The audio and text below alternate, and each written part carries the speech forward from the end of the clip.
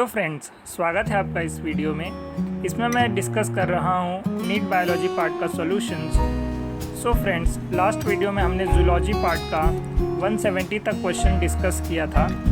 आज मैं स्टार्ट करूँगा क्वेश्चन नंबर 171 से लेके 180 तक। तो इस वीडियो में मैं आपको सिर्फ सॉल्यूशन ही नहीं, उसका डिटेल्ड एक्सप्लेनेशन भी दूंगा और साथ ही मैं उसको एनालाइज करके आपको बताऊंगा कि आगे आने वाले एग्ज़ाम में कौन से टॉपिक्स इंपॉर्टेंट हो सकते हैं जो कि उस चैप्टर में से पूछे जा सकते हैं। अगर आप इस चैनल पर नए हो तो इसे तुरंत सब्सक्राइब कर लें। अगर आपको वीडियो अच्छा लगे तो इसे लाइक करना और अपने फ्रेंड्स के साथ इसे ज़रूर शेयर करना। तो फ्रेंड्स, आइए बढ़ते हैं आज के पहले क्वेश्चन की तरफ।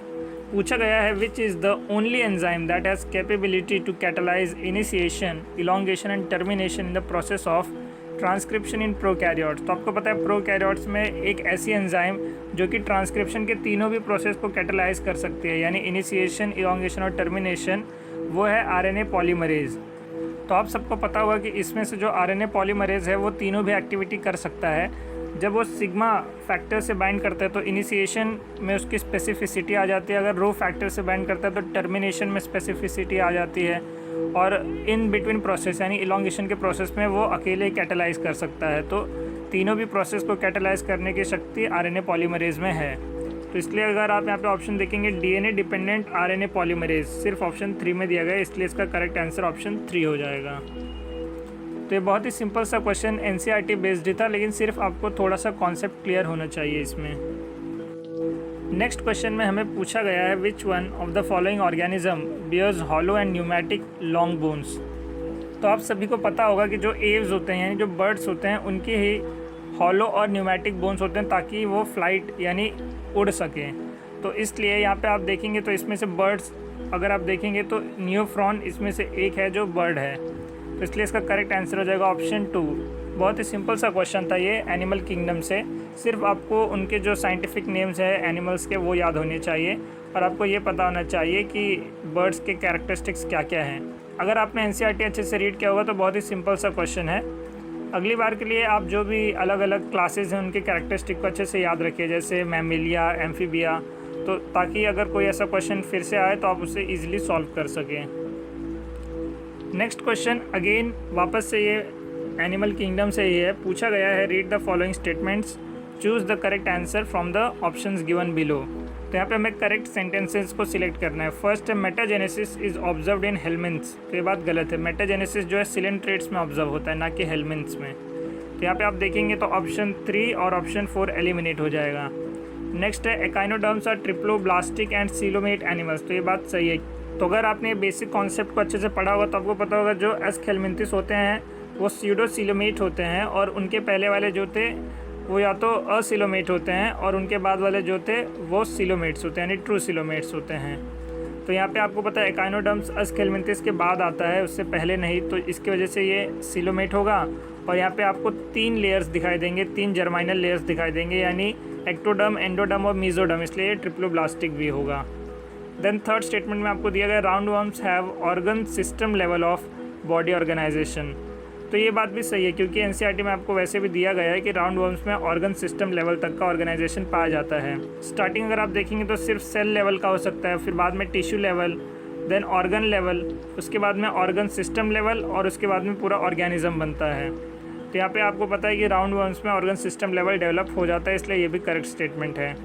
देन अगला स्टेटमेंट है comb plates present in ctenophores help in digestion. तो ये बात गलत है। जो कोम प्लेट्स होते हैं वो लोकोमोशन के लिए यूज़ होते हैं, ना कि डाइजेशन के लिए।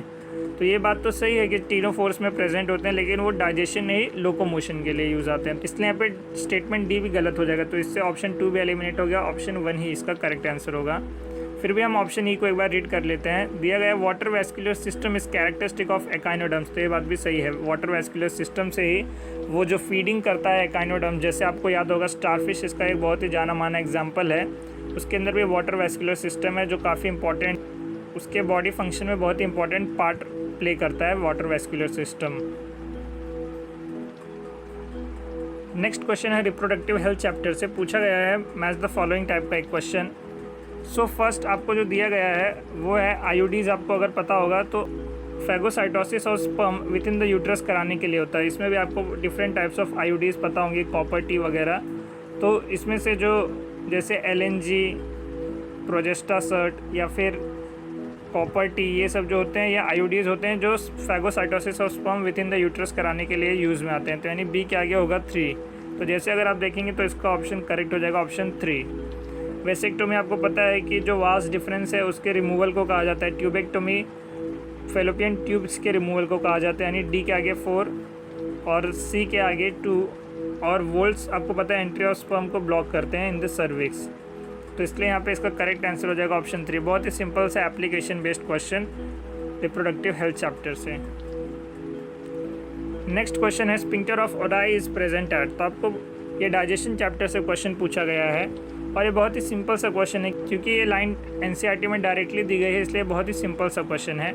आपको पता होगा कि जो स्फिंक्टर ऑफ ओडाई है वो जंक्शन ऑफ हेपेटोपैनक्रियाटिक डक्ट और डियोडेनम के बीच में प्रेजेंट होता है, यानी जहाँ पे लिवर और पैनक्रियास दोनों का सिक्रीशन मीट होता है एट द सी शेप डियोडेनम, तो वहाँ पे एक स्फिंक्टर प्रेजेंट होता है जिसे हम कहते हैं स्फिंक्टर ऑफ ओडाई। यहाँ पे और भी बहुत सारे स्फिंक्टर्स हैं, तो इसका करेक्ट आंसर हो जाएगा ऑप्शन 3।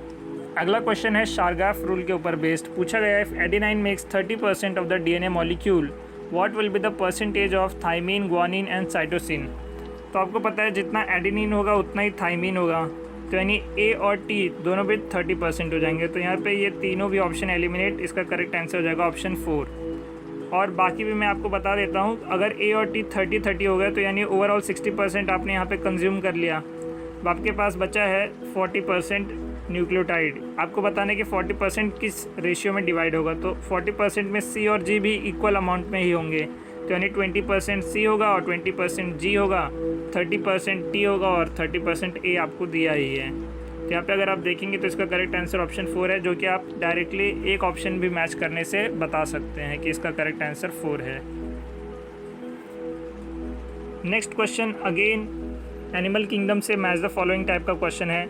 तो अगर आपने अभी तक पैटर्न ऑब्जर्व किया होगा लास्ट ईयर और इस ईयर का भी, तो आपको ये समझ में आया होगा कि एनिमल किंगडम से ज़्यादातर मैच द फॉलोइंग से रिलेटेड क्वेश्चन ज़्यादा पूछा जाता है, क्योंकि एक ही क्वेश्चन में आपको 3-4 फैक्ट्स पूछ लिए जाते हैं। तो इससे एग्जामिनर को आपका जो नॉलेज है वो चेक करने का एक ही क्वेश्चन में मौका बहुत सारा मिल जाता है। तो इसलिए एनिमल किंगडम के आप जो भी एग्जांपल्स हैं या फिर जो भी कैरेक्टरिस्टिक्स हैं किसी किसी क्लास के, एक स्पेसिफिक कैरेक्टरिस्टिक होते हैं, वो आप याद रखिए ताकि आप ऐसे क्वेश्चंस को इजीली टैकल कर सकें। आइए देखते हैं इस क्वेश्चन में हमें क्या पूछा गया है। तो मेटामेरिज्म आपको पता है एनालिड्स में पाई जाती है, आर्थ्रोपोड्स में भी पाया जाता है। तो यहाँ पे ए के आगे 3, जैसे आप देखेंगे तो ऑप्शन 1 और 2 एलिमिनेट हो जाएंगे। देन कनाल सिस्टम, मैंने आपको बताया था कि वाटर वेस्कुलर सिस्टम जो है वो एकाइनोडर्म्स में पाया जाता है, लेकिन जो कनाल सिस्टम है वो पॉरीफेरा में पाया जाता है, यानी बी के आगे 4। तो यहाँ पे ये दोनों ऑप्शन अभी भी बने हुए हैं। कोम प्लेट्स आपको एक ऊपर वाले क्वेश्चन में दिया गया है, तो यही एग्ज़ाम में अगर आपको याद नहीं भी होगा तो ऊपर आपको सेंटेंस में दिया गया था एक क्वेश्चन में, तो उससे आप इसको पता लगा सकते हैं कि कोम प्लेट जो है वो टीनोफोरा में पाए जाते हैं, यानी सी के आगे 2। तो इसका करेक्ट आंसर हो जाएगा ऑप्शन 4। नीडोब्लास्ट जो नेमेटोसिस्ट यानी स्टिंगिंग सेल होते हैं वो सिलेंट्रेट्स में पाए जाते हैं, जैसे हाइड्रा में। तो इसका करेक्ट आंसर हो जाएगा ऑप्शन 4। अगेन बहुत ही सिंपल सा क्वेश्चन था, लेकिन यहाँ पे आपके बहुत सारे कॉन्सेप्ट्स को यानी बहुत सारी फैक्चुअल नॉलेज को चेक कर लिया गया है। नेक्स्ट क्वेश्चन है ब्लड कोएगुलेशन से रिलेटेड पूछा गया which enzyme is responsible for the conversion of inactive fibrinogens to fibrins. तो आपको पता है फाइब्रिनोजेन से फाइब्रिन कन्वर्ट करने वाला जो एंजाइम है उसे हम कहते हैं थ्रोम्बिन। तो यहाँ पे जो एंजाइम होता है वो होता है थ्रोम्बिन। ये बहुत ही सिंपल सा क्वेश्चन, अगेन एनसीईआरटी अगर आपने अच्छे से पढ़ा होगा तो वहाँ से भी आप इसे टैकल कर सकते हैं। इसका आंसर हो जाएगा ऑप्शन 2। तो इसके लिए आपको जो प्रोथ्रोम्बिन है वो पहले एक्टिवेट करके कन्वर्ट करना पड़ता है थ्रोम्बिन के अंदर, और जो बाद में इस रिएक्शन को कैटेलाइज कराता है जो फाइब्रिनोजेन जो कि सॉल्युबल फॉर्म में होते हैं उन्हें इनसॉल्युबल फाइब्रिन के मैश लाइक नेटवर्क बना देता है, जिसके वजह से जहाँ आपको चोट लगी होगी वहाँ पे वो फिल हो जाता है, ब्लड कोएगुलेट हो जाता है थोड़ी देर में, ताकि जो ब्लीडिंग है वो स्टॉप हो सके। तो इसका करेक्ट आंसर हो जाएगा ऑप्शन 2। इसमें बहुत सारे और भी फैक्टर्स इन्वॉल्व होते हैं, तो इनमें से आप याद रख सकते हैं, क्योंकि आपको जेनेटिक्स में भी जो ब्लीडर्स डिसीज़ यानी हीमोफीलिया है उससे रिलेटेड क्वेश्चन में काम आ सकते हैं। नेक्स्ट क्वेश्चन है बायोफोर्टिफिकेशन से रिलेटेड पूछा गया which of the following is not an objective of biofortification in crops. तो बायोफोर्टिफिकेशन में आपको ये कॉन्सेप्ट पता होगा कि जो क्रॉप की न्यूट्रिशनल वैल्यू है उसे हम इंक्रीज़ करते हैं ताकि जो कि कोई भी अगर एग्जांपल के लिए अगर राइस है तो उसके अंदर आप विटामिन ए का अमाउंट बढ़ा दीजिए, तो इससे क्या होगा, जो उसके ऊपर फीड होने वाले लोग हैं उनके अंदर विटामिन ए की कमी नहीं होगी।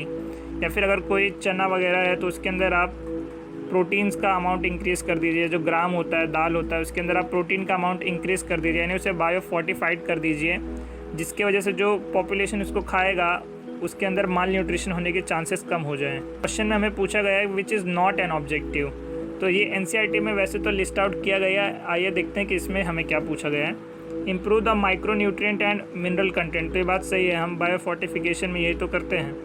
Then improve the protein content, तो जैसे मैंने आपको यहाँ बताया, इसका यहाँ पे एग्जांपल दिया ग्राम, चना एट्सेट्रा, तो यहाँ पे हम प्रोटीन कंटेंट इंक्रीज़ करते हैं। देन है improve the resistance to disease, तो ये बात तो नहीं है, ये बायो फोर्टिफिकेशन के लिए नहीं होता। देन फोर्थ में दिया इम्प्रूव विटामिन कंटेंट, तो ये बात भी सही है, तो हम बायो फोर्टिफाई करने पे उसकी जो न्यूट्रिशनल वैल्यू है उसको इंक्रीज़ करने के लिए सोचते हैं। तो यहाँ पे जो 1, 2 और 4 है उसमें तो न्यूट्रिशन वैल्यू इंक्रीज़ हो रही है, लेकिन फोर्थ वाला as such nutrition value increase नहीं कर रहा है, तो इसलिए इसका करेक्ट आंसर हो जाएगा ऑप्शन 3। अगर आपने एनसीईआरटी भी अच्छे से रीड किया होगा तो वहाँ से भी आप इसका आंसर डायरेक्टली मार्क कर सकते हैं। नेक्स्ट क्वेश्चन में हमें पूछा गया Dobson units are used to measure the thickness of, तो ये एनवायरमेंटल इकोलॉजी से आपको पूछा गया है। तो यहाँ पे आपको पता होगा कि डॉप्सन यूनिट ओजोन यानी O3 की थिकनेस को मेजर करने के लिए बताया जाता है, एक यूनिट है। और अगर आपने एनसीईआरटी का ये डायग्राम देखा होगा तो आप यहाँ पे देख सकते हैं कि डॉप्सन यूनिट में ही यहाँ पे एंटार्क्टिका के ऊपर जो ओजोन की थिकनेस है वो मेजर की गई थी, यानी यहाँ पे मेंशन की गई है। तो ये बहुत ही सिंपल सा क्वेश्चन था, खाली आपको अच्छे से एनसीईआरटी रीड करनी चाहिए ताकि आप ऐसे क्वेश्चन भी बड़े इजीली विदिन 10 सेकेंड्स मार्क करके आगे हार्ड क्वेश्चंस को अटेम्प्ट कर सकें। तो friends that was all for today. आशा करता हूँ आपको ये वीडियो हेल्पफुल लगा होगा। अगर वीडियो अच्छा लगे तो इसे ज़रूर लाइक करें, अपने फ्रेंड्स के साथ इसे शेयर करना ना भूलना और इस चैनल को ज़रूर सब्सक्राइब करें। मिलता हूँ मैं आपसे अगले वीडियो में। Till then keep studying and keep doing hard work. Thank you.